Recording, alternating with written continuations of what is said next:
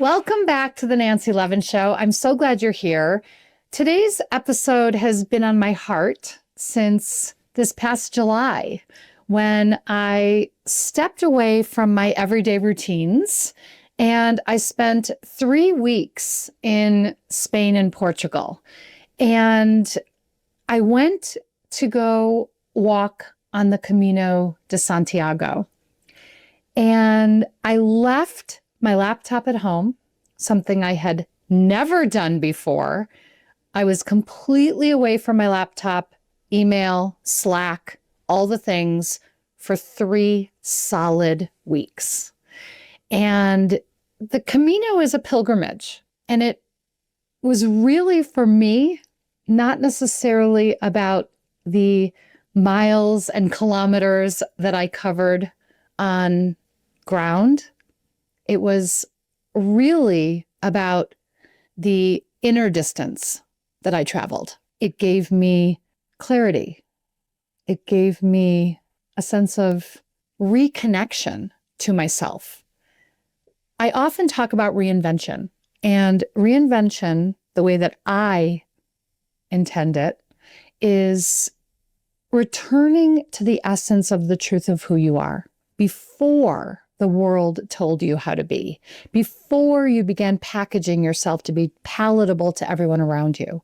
So reinvention is the return home. And so I found myself walking on the Camino. I was with my sister, my brother-in-law, and my niece. I found myself walking each day, not for productivity or for achievement, but for presence. We had a set amount that we knew we were walking each day, but it wasn't about when are we going to get there. It was really, truly about taking in each moment, each step. And something really significantly shifted in me deeply during the sabbatical. And it reminded me that time doesn't need to feel compressed or chaotic. And more importantly, that when I connect to myself, everything finds its rhythm.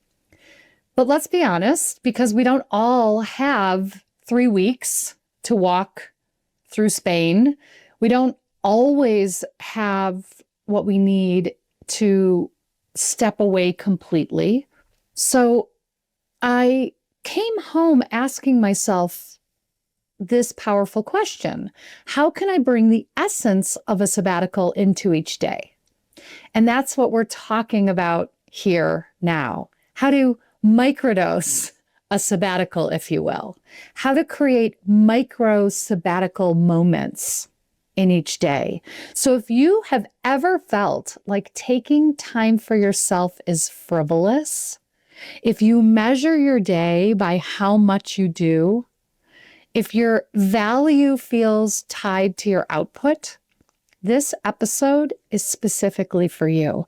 We're talking about reclaiming freedom in small but powerful ways through intentional rituals of self-connection that invite more spaciousness, more softness, and more sovereignty into your life. So a traditional sabbatical often means taking an extended break, months off of work, travel, study, or just space from a routine. And while those experiences are incredibly valuable, they may not be accessible to you right now. And so here's the reframe. A sabbatical isn't just about time off. It's about how we experience time. It's about deep rest and reflection and reconnection to what really matters. And that can happen in moments. So a micro-sabbatical moment is just that. Moments of intentional presence designed to break the trance of busyness and reconnect you to your inner truth.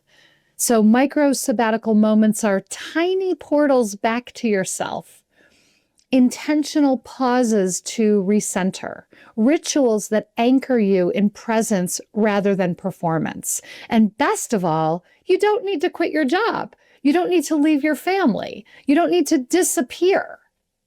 You just need to show up for yourself, one sacred moment at a time. So we have to address the elephant in the room, if you will, resistance. If even the idea of pausing makes you feel anxious, guilty, or lazy, trust me, you are not alone. I used to feel the same way, and I've coached hundreds of people who have said, I can't slow down. There's too much to do. I feel guilty doing something that doesn't produce results. I don't even know what I want, let alone how to pause for it. Our culture praises burnout. We've been taught to value output, productivity, and hustle, often at the expense of our own aliveness. But here's the truth. You are not here to be productive. You are here to be present. You don't have to earn the right to connect with yourself. You don't have to deserve rest. And it's not indulgent to want to experience joy. Giving yourself a micro-sabbatical isn't frivolous. It's foundational. So the first ritual is morning. How are you going to greet the day? Before you do anything, before emails, before news, before notifications on your phone, take 3 to 5 minutes to ground yourself. This can look like simply sitting up in your bed for 3 minutes of silence and breathing. This can look like asking yourself a question to ponder. What do I want to feel today? This can look like setting a gentle intention. Today I choose ease or peace or clarity. This simple ritual reorients your inner compass before the world starts pulling at you. It allows you to begin your day with you instead of serving everyone else. Ritual number 2 is a midday pause. And you can set a reminder on your phone that simply says midday pause. This can look like walking around the block. This can look like sitting at your desk, closing your eyes with one hand on your heart, one hand on your belly, to simply breathe. This can look like asking yourself, am I still aligned with how I wanted to feel this morning? This can look like standing up, stretching, moving, recentering. The ritual stops the spin and helps you respond rather than react. And then the third ritual is evening. What are you going to do to close out your day, to transition from doing to sleeping? Could be writing down 3 things that you're grateful for. Could be asking yourself, what am I ready to let go of from today? Could be affirming, I rest, I renew, I'm enough. So what I want to point out to you here is these are very small things that you can do each day. You can, of course, expand this.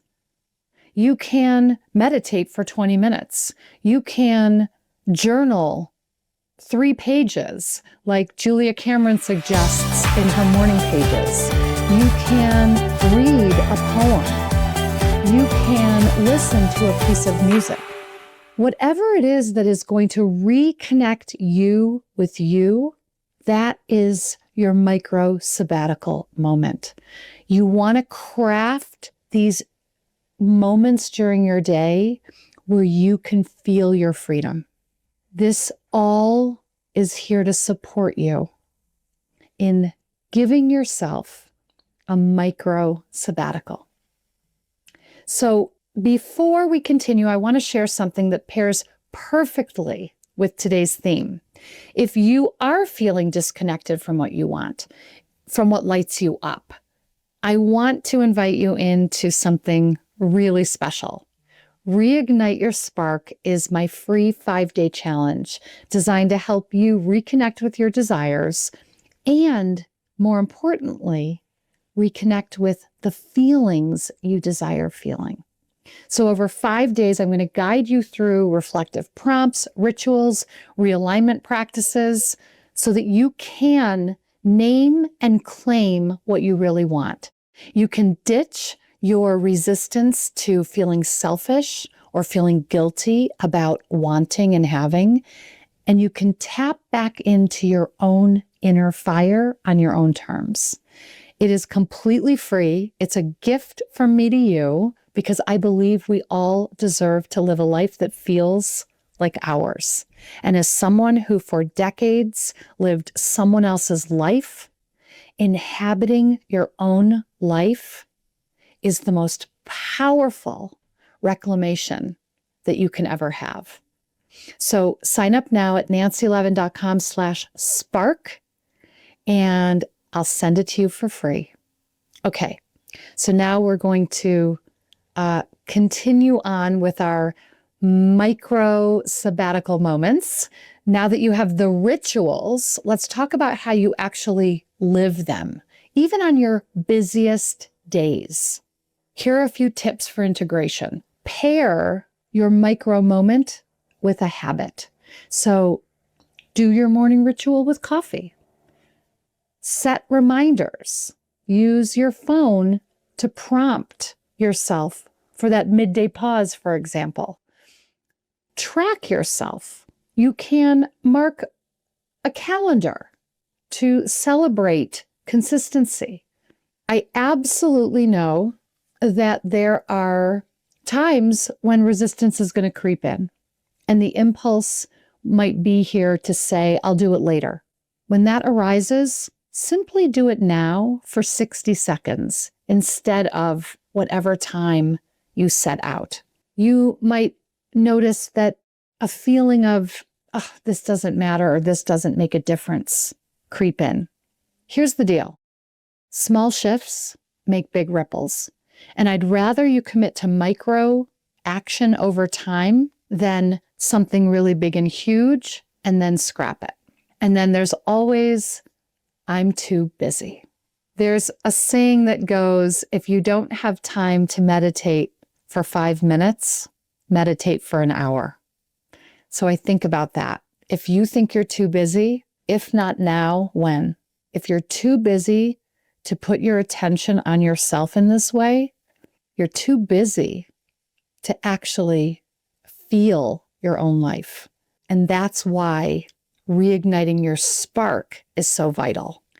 So when I was walking on the Camino, one of the most wonderful aspects was realizing that after decades of operating in my life from the sheer force of responsibility, I was finally able to tap into a version of myself I'd never really met before. A version of myself who felt completely free, who felt carefree. And there was such a joy in knowing that the biggest decisions I was making each day with my family was, where should we stop for coffee? Where should we stop for lunch? Where should we stop for our afternoon beer? And the other piece was really getting to focus step by step, breath by breath, on hearing my own inner voice.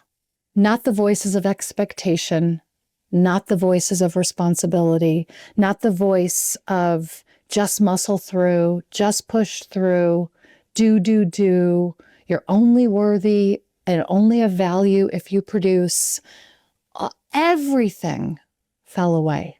And I only listened to my own inner voice. And the spaciousness gave me insight I could never have forced. And I realized that I could bring this energy back home with me. I was sharing this with a client, and this client, a super high-level executive, a super hard charger, she told me she couldn't possibly take this kind of time off. And so we designed for her this daily sabbatical, these micro sabbatical moments that she could implement each day. 5 minutes in the morning, 3 minutes midday, 5 minutes at night. And within a couple of weeks, she said, I feel more like myself than I felt in years. This is available to you. It doesn't need to be 3 whole weeks or 3 whole months. What can you do in 3 minutes a day? What can you give yourself when you microdose these moments of sabbatical? So we're going to recap with 5 easy ways to start right now. 1, start your day with 1 breath and 1 intention. Set a pause alarm to check in with yourself midday. Journal 1 line at night. I release, and write it down.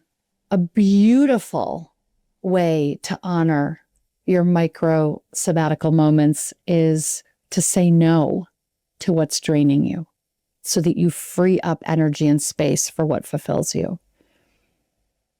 And you get to replace guilt with this truth.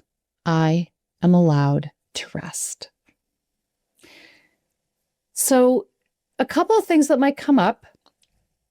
It might take a little bit of time for your nervous system to actually feel safe in stillness, because you may be so addicted to your busyness and your chaos and the go, go, go, that being still and silent may actually at first create some anxiety. Stay with it. You do not need to earn stillness. You don't need permission to pause. You are not frivolous for desiring a life that feels meaningful. When you microdose a sabbatical, you build a life rooted in alignment, not achievement, presence, not pressure, freedom, not function.